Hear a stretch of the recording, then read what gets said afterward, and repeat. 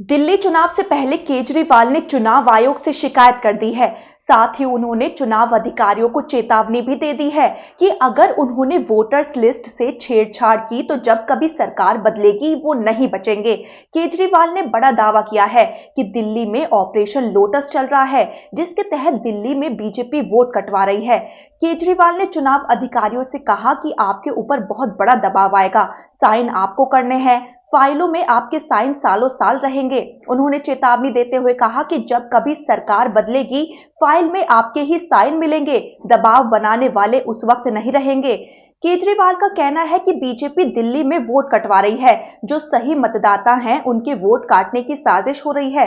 उन्होंने कहा कि उनकी नई दिल्ली विधानसभा सीट में बीजेपी का ऑपरेशन लोटस 15 दिसंबर से चल रहा है।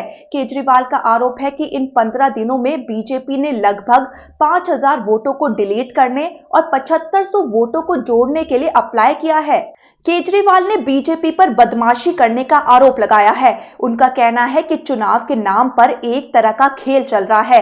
केजरीवाल बोले कि मेरी नई दिल्ली सीट में टोटल वोट 1,06,000 हैं, इसमें से 5% वोट ये डिलीट करवा रहे हैं और 7.5% वोट ये जुड़वा रहे हैं, तो फिर चुनाव कराने की जरूरत ही क्या है। उन्होंने आरोप लगाया कि अगर ये 12% वोट इधर से उधर कर देंगे तो फिर चुनाव में बचा ही क्या है। एक ही विधानसभा में 11,000 वोट काटे गए। केजरीवाल ने कहा कि देश में चुनाव के नाम पर एक तरह का खेल चल रहा है, सरेआम बदमाशी हो रही है। केजरीवाल ने चुनाव अधिकारी को पत्र लिखकर मतदाता आवेदनों में असामान्य वृद्धि पर चिंता जताई है।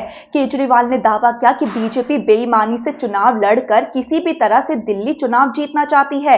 केजरीवाल ने दावा किया कि जिनके नाम काटने की एप्लीकेशन दी गई, उनमें से 500 लोगों को आम आदमी पार्टी ने वेरीफाई किया, 590 लोग अपने घर पर ही रहते पाए गए। केजरीवाल ने दावा किया कि इससे साबित होता है कि जो सही वोटर्स हैं उसके वोट काटने की साजिश हो रही है। केजरीवाल ने यह भी दावा किया है कि 10 ऐसे लोग हैं जिन्होंने सबसे ज्यादा वोट काटने वाली एप्लीकेशन चुनाव आयोग को दी है।